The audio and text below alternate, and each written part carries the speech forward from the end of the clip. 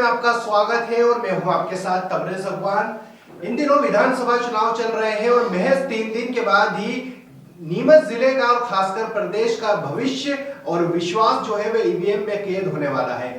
इन सभी बातों पर बात करने के लिए हमारे साथ नीमच टुडे के चीफ एडिटर जो इन दिनों चुनाव की खास रिपोर्टिंग कर रहे हैं, मतदाताओं की नब्ज को जानने की कोशिश कर रहे हैं और खासकर जो माहौल इन दिनों शहर में और जिले में बना हुआ है उसकी पल पल की रिपोर्टिंग और अपडेट भी आप तक पहुंचा रहे हैं। तो उनसे जानेंगे कि आखिर नीमच जिले में किस तरह का माहौल है, तीनों सीटों पर मतदाता क्या सोचते हैं और किस तरह से जो बड़े बड़े दिग्गज नेताओं ने इन दिनों नीमच की धरती को सियासी अखाड़ा बना हुआ है तो ये लोगों के दिलों पर किस तरह की छाप छोड़ रहे हैं।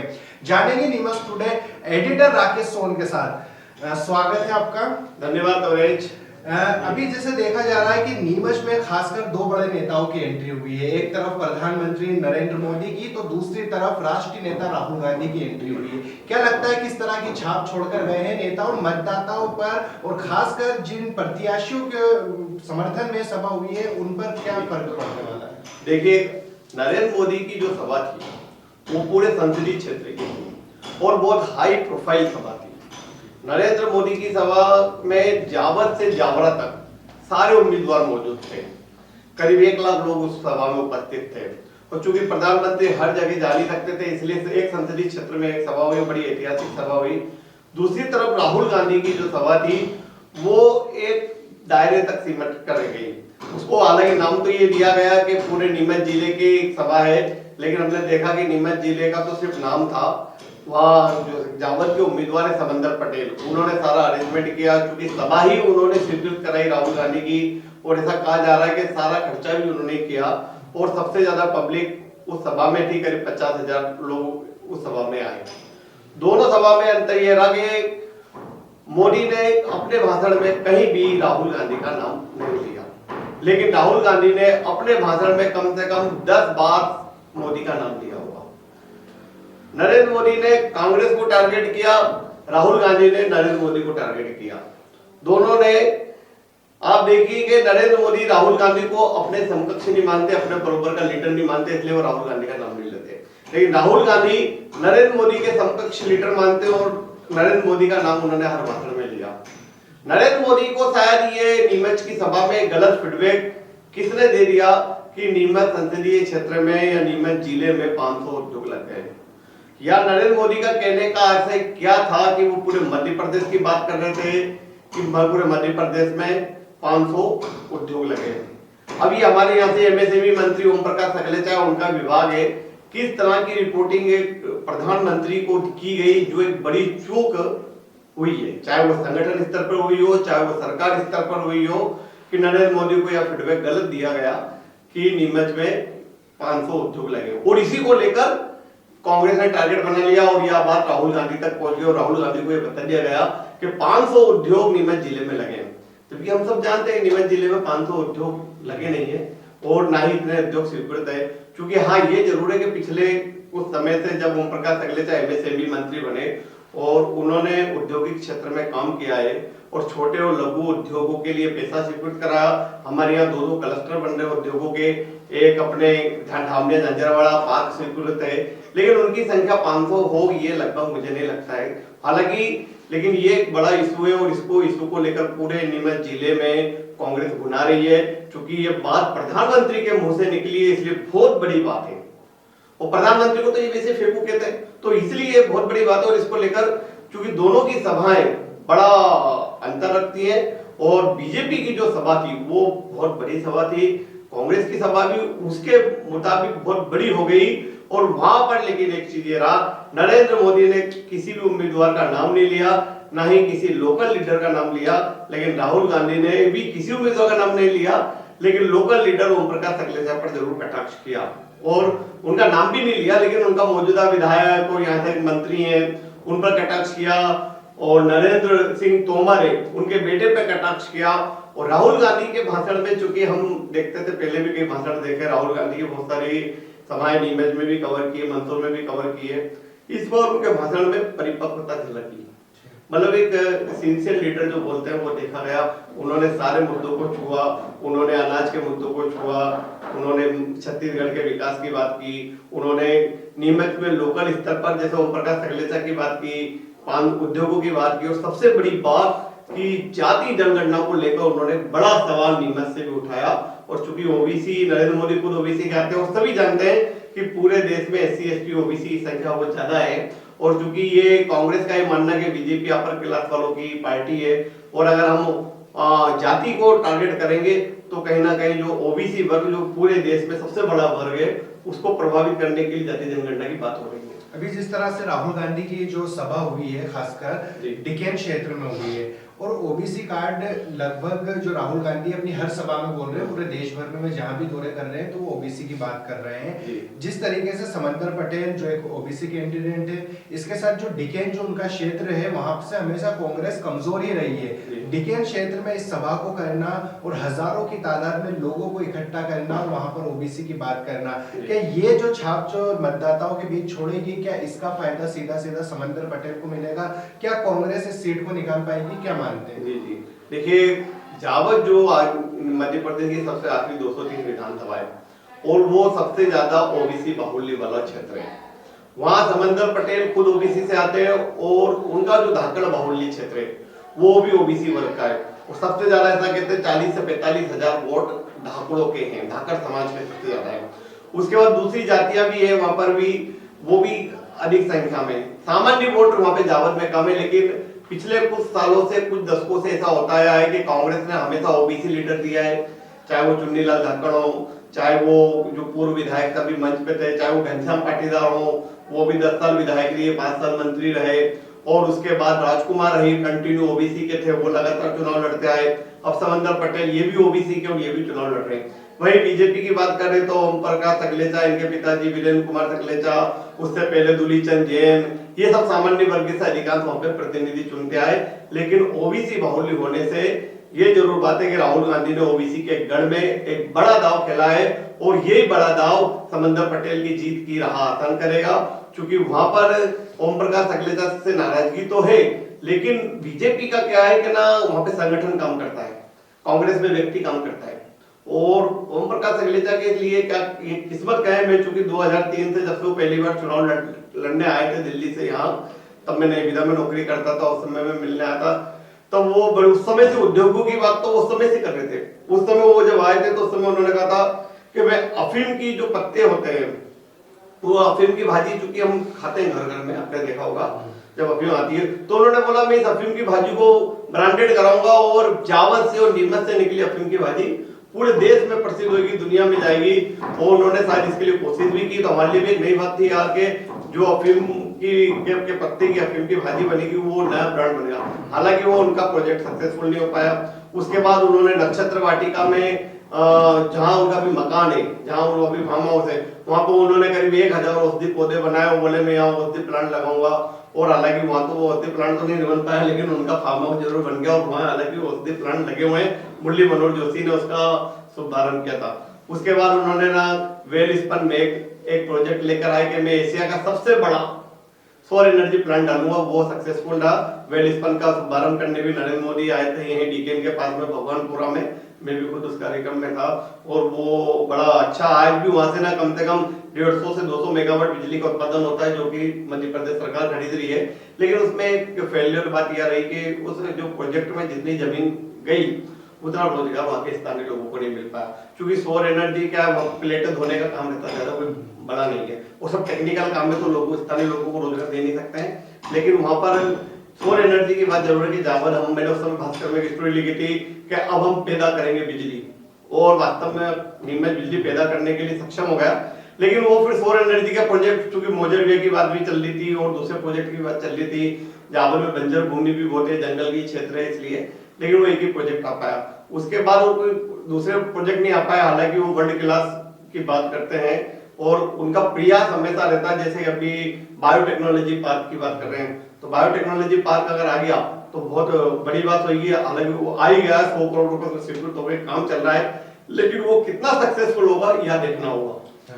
जिस तरीके से बीते 1 महीने से नीमच टुडे की टीम जावद विधानसभा के 20 दौरे कर चुकी है, तो एक देखा जा रहा है कि जो दोनों प्रत्याशियों का खेल बिगाड़ने के लिए पूरन अहीर वहां पर तैनात है और उनके साथ उत्साह भी दिख रहा है। जब पूरन अहीर की जब हम टीम के पास जाते हैं तो देखा जाता है कि पूरी बीजेपी की टीम उनके साथ लगी हुई है, खासकर युवाओं की टीम। तो क्या लगता है कि मंत्री सकलेचा को इस बार बूथ पर बैठने के लिए कार्यकर्ता नहीं मिलेंगे, जिस तरह का दावा किया जा रहा है, जिस तरीके से दावा ये किया जा रहा है कि बीजेपी के जो लोग हैं वो पूरन अहीर को सपोर्ट करेंगे, तो कहीं ना कहीं मंत्री सकलेचा जी की राह है जो मुश्किल होती हुई नजर नहीं? देखिए, मैंने देखा है कि वो मंत्री ओम प्रकाश सकलेचा का शायद पहला 2003 का ही चुनाव था जो आमने सामने फाइट था घनश्याम पाटीदार और ओम प्रकाश सकलेचा। उसके बाद लगातार जो चुनाव जीतते आ रहे हैं वो ट्रिंकल फाइट में जीत रहे हैं। पिछला चुनाव जरूर पिछला चुनाव भी समंदर पटेल निर्दलीय थे, धाकड़ों के वोट का सहारा था, लेकिन उस वक्त भी ओम प्रकाश सकलेचा जीत गए।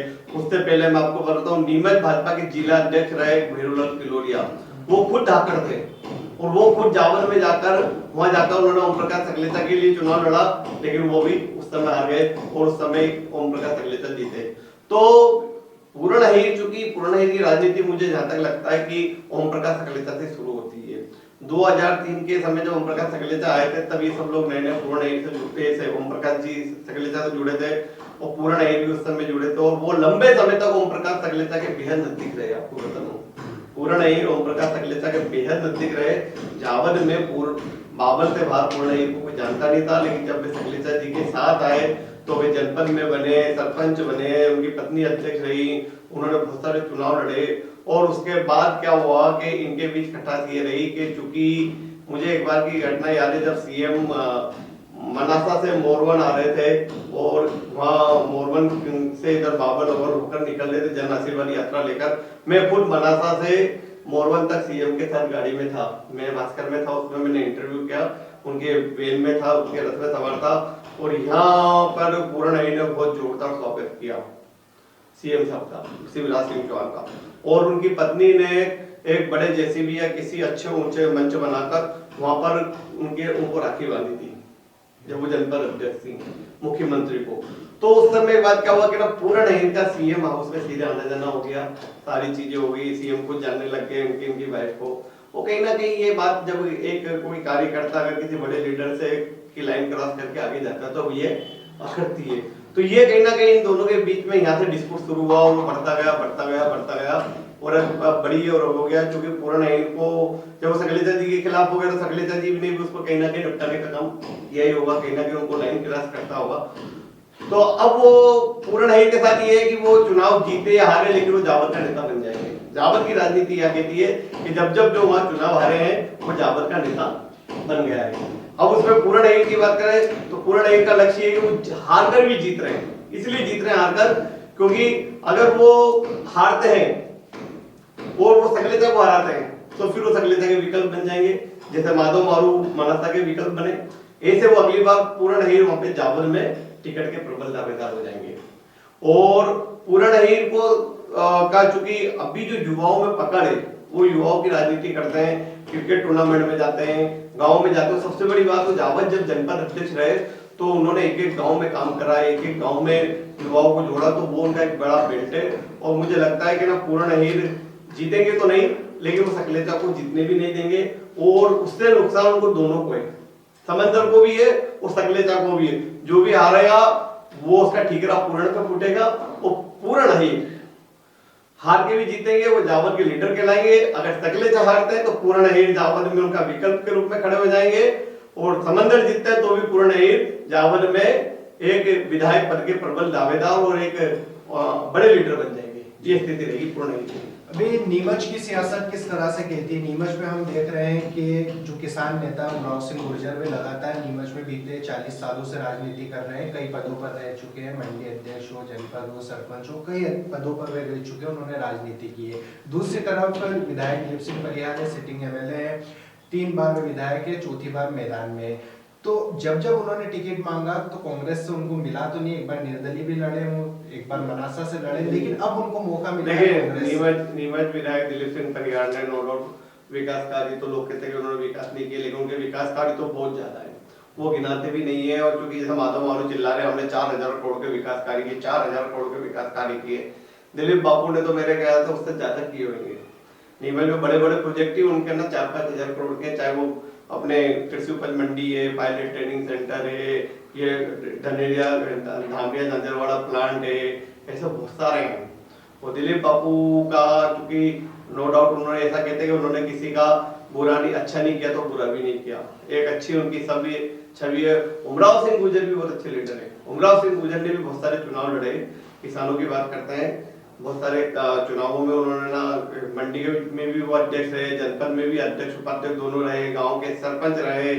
उससे पहले वो मुझे ध्यान है कि जब वो नीमच से बागी होके लड़े थे उस समय रघुराज सिंह चौड़िया को टिकट दिया था कांग्रेस से, बीजेपी से गुमान सिंह शिवाजी थे, बीजेपी से एक और बागी थे ईश्वर सिंह पहलवान और उमराव सिंह गुर्जर कांग्रेस से बागी थे। तब नीमच में चतुष्कोणीय मुकाबला लड़ा हुआ था और 4 सिंह लड़ रहे थे। मैं भास्कर में था, मैंने उस समय बहुत क्लोजिंग रिपोर्टिंग की थी कि मैंने बोला कि 4 सिंहों में से कौन बनेगा नीमच का सिरमौर।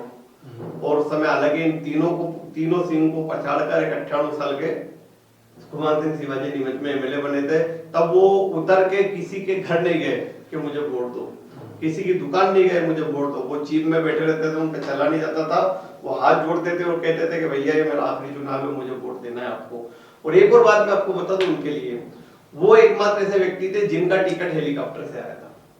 नीमच में गुमान सिंह शिवाजी का टिकट उस समय हेलीकॉप्टर से आया था और प्रभात झा, चूंकि दिलीप सिंह परियार का टिकट सुंदरलाल जी पटवा ने काट दिया था, तपोभूमि को लेकर विवाद हुआ था और उसको लेकर चूंकि दिलीप सिंह परियार ने की कुर्बानी दी उस समय, आज जो जहां पर जो बीजेपी का जो कार्यालय बना हुआ है ये पटवा जी के ट्रस्ट की जमीन थी और इसको लेकर यहाँ पे जैसे बाबरी मस्जिद ढाई थी ऐसे 24 घंटे में कब्जा करके बीजेपी का कार्यालय खड़ा कर लिया था। और उस समय मुझे भी ध्यान है, उस समय रिपोर्टिंग में भी मैं वही था। नरेंद्र पाल सिंह भदौरिया इनके संगठन मंत्री थे, बहुत सारे लोग थे और वहाँ दिलीप सिंह परियार की पटवा जी से ठन गई तो दिलीप सिंह परियार का वहाँ टिकट काट दिया था। और उस समय गुमान सिंह शिवाजी का टिकट हुआ था तो पटवा जी शायद गुमान सिंह शिवाजी के नाम पर भी सहमत नहीं थे, लेकिन एन वक्त पर उनको शिवाजी के नाम पर सहमति देनी पड़ी थी। वो प्रभात झा क्योंकि 3 बजे तक नामांकन का समय था और 1:30-2 बजे उनका टिकट भोपाल से हेलीकॉप्टर से आया, गुमान सिंह शिवाजी का नामांकन भराया और शिवाजी यहाँ से एमएलए रहे।